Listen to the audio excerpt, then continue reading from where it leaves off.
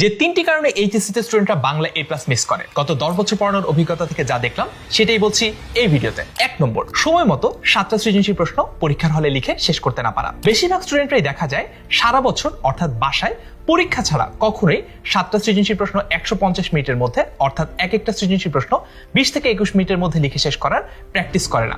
সমাধান হচ্ছে বাসায় প্রতি সপ্তাহে অন্তত একটা সৃজনশীল প্রশ্ন 20 থেকে 21 মিনিটে লিখে কমপ্লিট করার প্র্যাকটিস করা। 2 নম্বর, এইচএসসির বাংলা পরীক্ষার এমসিকিউর যে ডিফিকাল্টি লেভেল সেটা ধরতেই পারে না। এসএসসির চেয়ে এইচএসসির প্রশ্নের ডিফিকাল্টি লেভেল আসলেই কঠিন। প্রথম থেকেই যে গল্পটা বা যে কবিতাটা পড়া হবে সেই গল্প বা কবিতা থেকে বিগত বছরে বিভিন্ন বোর্ডে যে প্রশ্নগুলো এসেছে সেগুলো দেখতে হবে এবং নিয়মিত সলভ করতে হবে। 3 নম্বর, এইচএসসির বাংলা দ্বিতীয় পত্রের কোশ্চেন প্যাটার্নই বুঝতে না পারা। এইচএসসিতে বাংলা ব্যাকরণ পুরোটুকুই খাতায় লিখতে হয়, অর্থাৎ এখানে কোনো অবজেক্টিভ বা এমসিকিউ পার্ট নেই।